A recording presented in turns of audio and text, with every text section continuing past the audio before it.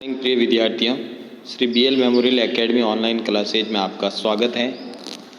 आज कक्षा 10th के लिए राम लक्ष्मण परशुराम संवाद जो है तुलसीदास से संबंधित है, उसके अपन अभ्यास प्रश्न करेंगे।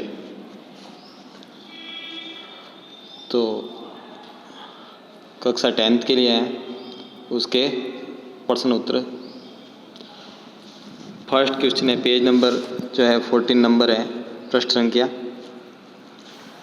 परशुराम के क्रोध करने पर लक्ष्मण ने धनुष के टूट जाने के लिए कौन कौन से तर्क दिए।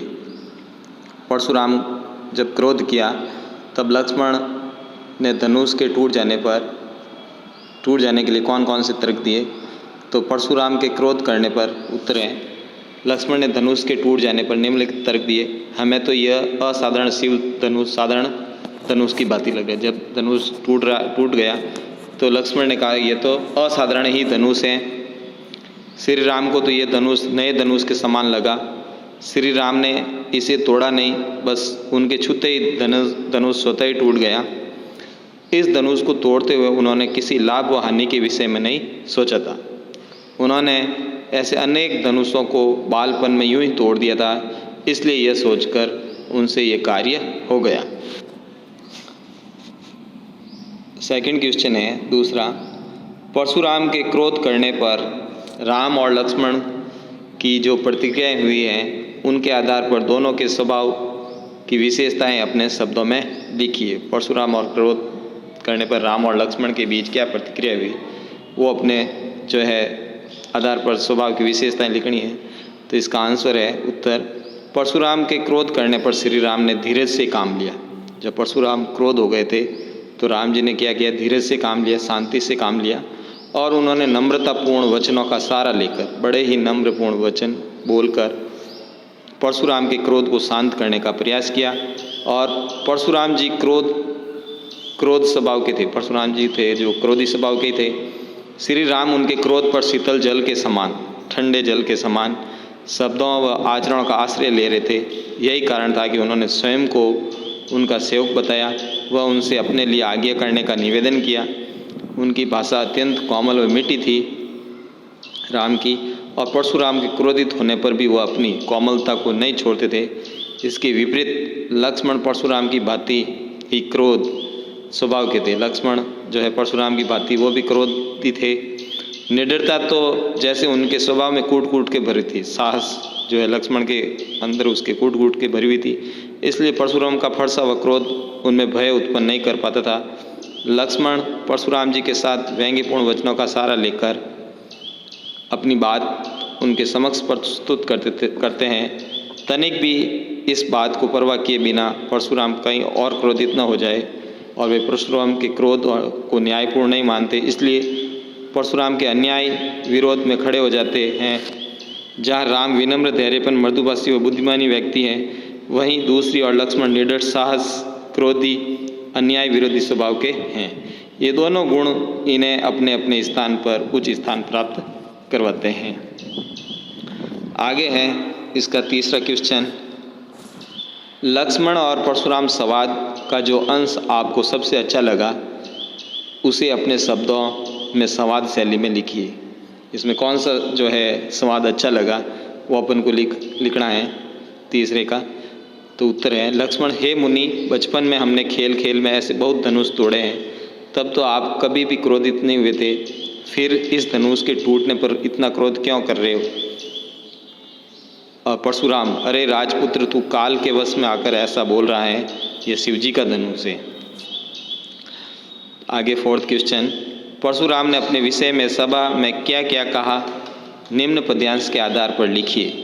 परशुराम जो है अपने सभा के अंदर क्या क्या उन्होंने पद्यांश कहा, पद्यांश के आधार पर लिखना है।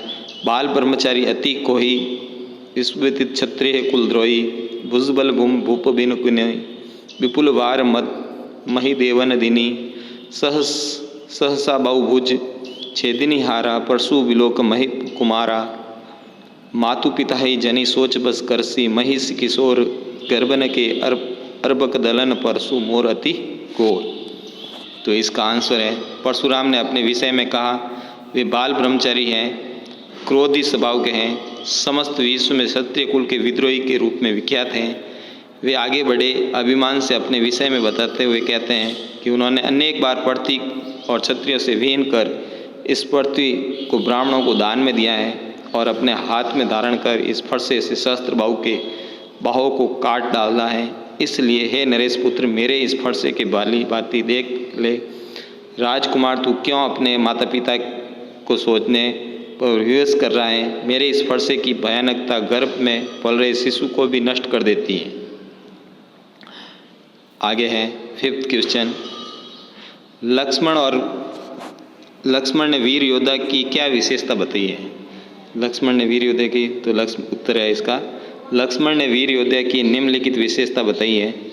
वीर पुरुष स्वयं अपनी वीरता को बखान नहीं करते हैं। वीर पुरुष है जो अपने स्वयं वीरता का बखान नहीं करते हैं, अपितु वीरता पूर्ण कार्य स्वयं वीरों का बखान करते हैं।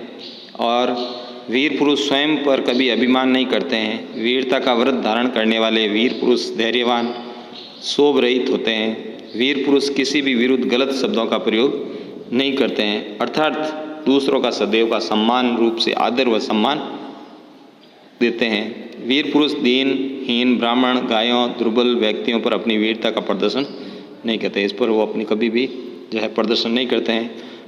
उनसे हारना व उनको मारना वीर पुरुषों के लिए वीरता का प्रदर्शन न होकर पाप का भागीदार होना है। वीर पुरुषों को चाहिए कि अन्याय के विरुद्ध हमेशा निडर भाव से खड़े रहें। किसी को ललकारने व वीर पुरुष कभी पीछे कदम नहीं रखते हैं, अर्थात यह नहीं देखते हैं कि उनके आगे कौन है और वो निडरतापूर्वक जवाब देते हैं। आगे है 6 वाला क्वेश्चन। साहस और शक्ति के साथ विनम्रता तो बेहतर है, इस कथन पर विचार कीजिए। अब इसमें बताया है कि साहस और शक्ति 2 गुण जो है व्यक्ति को वीर बनाते हैं।